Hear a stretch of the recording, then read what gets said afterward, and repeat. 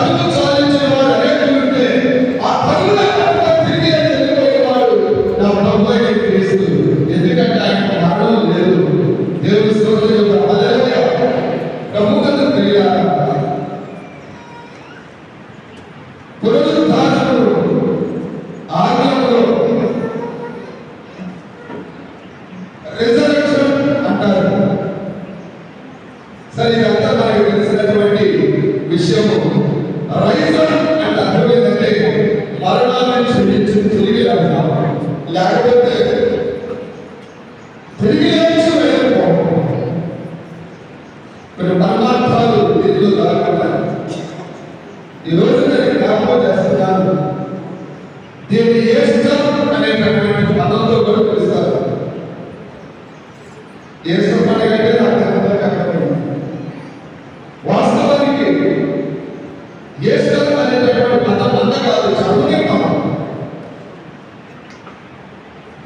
Oyster అనేటటువంటి పదం ఉంది. ఏస్టర్ అనే పదాన్ని తర్జుమా చేశారు. దీని అర్థం ఏంటంటే తగలకుండా.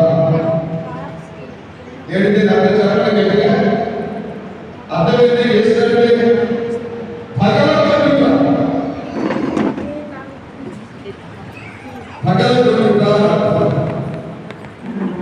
దేశాలు జర్మనీ, అమెరికా, ఆస్ట్రేలియా ప్రాంతాల్లో ఈ దేశాల్లో ఈ రోజున 16 గుడ్లు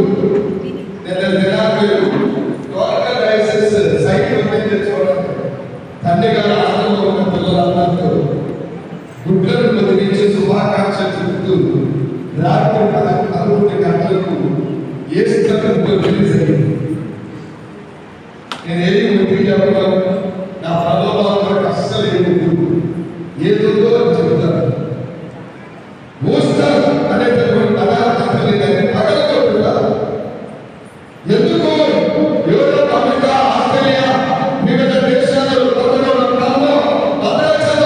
ఆయా ప్రాంతాలలో ఏకసంవత్సరం శుభాకాంక్షలు తెలియజేస్తారంటే దీనిలో మరణాలు కొద్దిగా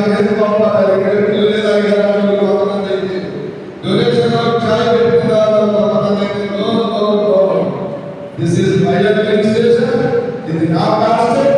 నా పాస్టర్తో సంబంధించిన విషయాన్ని డిపెండ్ చేయాల్సినప్పుడు ప్రజలు గారు కష్టపడి, సంఘం కష్టపడి దీన్ని ఏర్పాటు చేశారు.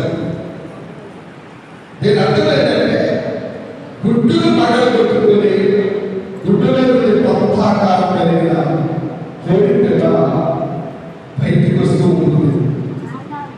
అది బయటికి రాకుండా ఎవరు దాన్ని ఆపు చేయలేదు. కాబట్టి ఆ తమ్ముడు ధైర్యం లేదు. దానంతది ఎవరి ప్రమేయం లేకుండా గుడ్డు పగలు పెట్టుకొని పంపాకారంతో కోరికలు ఎలా బయటకు వస్తుందో 2000 సంవత్సరాల క్రితం చనిపోయాడని సమాధి చేయబడిన యేసయ్య సమాజం పద్ధతులు రాళ్ళను తొలగించి సాధారణ చెప్తానికి కావాలని వెలుగు పుట్టించేది.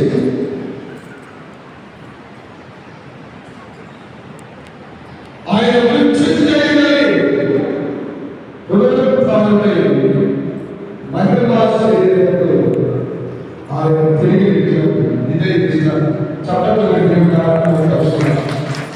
పునరుత్థాన పండుగ మరణానంతరము క్రీస్తునందు ప్రియులారా, మొదటి కొరింథీ 15వ అధ్యాయం 55వ వచనం చదువుకొని వాక్యం మాట్లాడాలి కదా.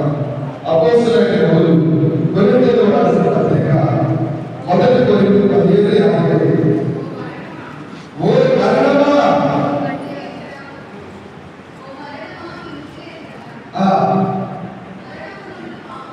ఓ మరణమా నీ ముందు ఎక్కడ?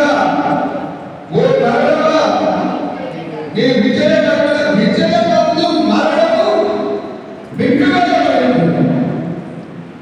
నా ప్రభువు అజేయుడు, విజయుడు, సజీవుడు. క్రీస్తునందు ప్రియులారా, 1949లో ఒక సహోదరి మహాత్మా గాంధీ గారి యొక్క సమాధానం గాంధీ గారి అభిమాని మనకు స్వతంత్రం తెచ్చిపెట్టినట్టుగా ఈ మహాత్మా గాంధీ గారి యొక్క సమాధి దగ్గరికి వెళ్ళి సమాధి దగ్గర కూర్చొని పౌరుగా ఏడుస్తూ ఉన్నదాట. ఏడుస్తూ ఉంటే అశేషమైన జనాన్ని వాళ్ళ దగ్గర వచ్చారు. ఏడ్చుకుంటూ ఆమె మాట్లాడినాక గాంధీ గారు, మహాత్మా గారు 200 సంవత్సరాల క్రితం యేసు ప్రభు సమాజంలోకి తిరిగి వచ్చినట్టు సమాజంలో ఉంటున్నాను గట్టిగా నువ్వు కూడా తిరిగి వచ్చిన బాగుంటాయా అని మహాత్మా గాంధీ గారి సమాజంలో 1949 జరిగిన విషయం.